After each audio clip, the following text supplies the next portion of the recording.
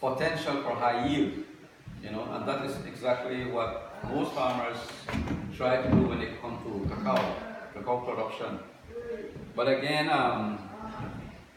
as part of this, I would say, exchange of knowledge, you know, we want to demonstrate one of the techniques that we have been using here at Yashche, right?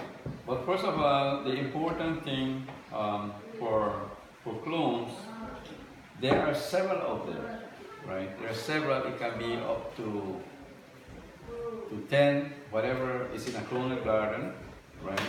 Or new ones that are being studied, you know, to be propagated. And usually, the way how it's done, there is a clonal garden where the material is extracted, such as the budwood here, right? And again, the selection process is key. You know, the key, because then you'll be selecting your budwood based on the thickness of your rootstock, right? Okay, if your rootstock. And also, you know, let me see now, if I can get maybe a bit closer to this is almost the same. Because when you extract the eye or the budwood, it's almost the same. Right? Almost the same. And again, when this is taken off the tree, right?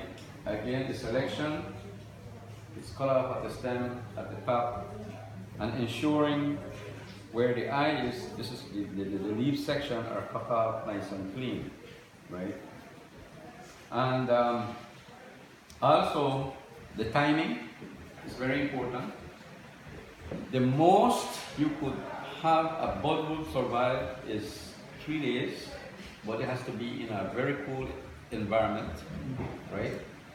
Sorry, what is 3 days? 3 days for it to last, to be able to catch on onto the rootstock. Okay. Only 3 days. Afterwards, it's done.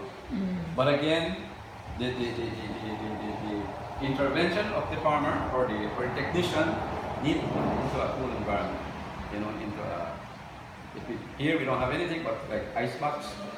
But if you have, you know, refrigerator, then it's the cooler part of the refrigerator. You can put that in the fridge. Yes, but in a plastic, right? So that is what will take place. And also in terms of the area where you will be,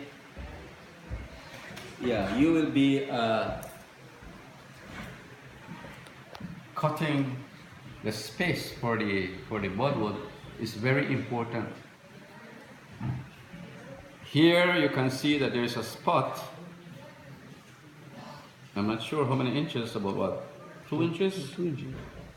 Usually that's the area that you need to keep in mind. And this is a spot, it's like the umbilical cord of a baby, right? Yeah, and that is where you want your budwood to be stick. So, right? So 2 inches above the soil level? Yeah, and here you can see the spot. I can feel the spot right here. See? You put your finger there? Okay. Yeah. That is the spot that you want to put your budwood to be. Already the first leaf. Or the first leaf. Okay. Yeah. But usually it's where the first leaf, you would say. The first leaf fell off from there. Got the seeds? Or the seeds. Or it's more the seeds, you know. It's more the seed. It's more the seed where it shoots off its root to start to come up. You know. It's more the seed here. And that is key to how you be putting your budwood. And is there anything that I missed? Because as I said, I have it here, but you guys need to know. Me and Norma have all that problem too. I have it all up here. Yeah. And I think it's lost in translation, but we speak your language. We hear you. Yeah. Loud Okay. and clear. All right. That's good. All right. Also, too, I'm using the story from now on. key thing is to ensure that you have the stem nice and thick mature, right? That is how the rootstock would be different. And again, the selection of the rootstock is very important because I think cacao is slowly evolving. And I think because of the technology and the information shared, sometimes it's not really properly shared. Because for me, these are, I will have to ask Miguel what's the rootstock here. And it's out. With the rootstock? Yeah, meaning the source, the seeds, or the origin of the seeds.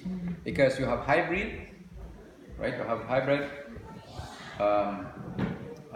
cacao, right? But over time, I know that the environmental condition has hardened it to its adaptation. Then that's one way of looking at it, that it can be able to be a very good rootstock, right? For example, I can be able to use orange. Some orange has been said to be the best rootstock, right, for grafting. Right? Because it's one of those native local oranges that has been around, right? It can withstand the weather, it can resist pathogens, and just to kind of share that we know that the citrus industry is really under a challenge now because of the greening, citrus greening, because of the rootstock. Rootstock is the issue. And that is where the increase of this pathogen that attacks citrus now, you know. So that is why I'm trying to share that rootstock is very important. You know what's the origin of this rootstock, Miguel? Where is it hybrid? So yeah, I think the hybrid they call the tree card. Because then you need to know the survival of your rootstock. Cacao, it can go to 100 years. 100 years, but those will be what we call the local variety, like the criollos. And these ones, it's about from 35 to 40 years. Those the rootstock that are in place right now, which is very common, right? Like the hybrids, you know. But again, going back to what we said earlier, the selection of your seeds from a tree is very important, right? So, and again, that is where you'll have high production, and at 35 to 40 years, you've gotten most of it, I would say, out of the production you want, and then you can go back and change. And that's again the time when the agroforestry system matures, 35 to 40 years. Your mahogany is about this size, 30 to 35 to 40 Wow. years, but given in an environment that has open area, because then it's faster growth, right? So then you go there, you harvest now the timber.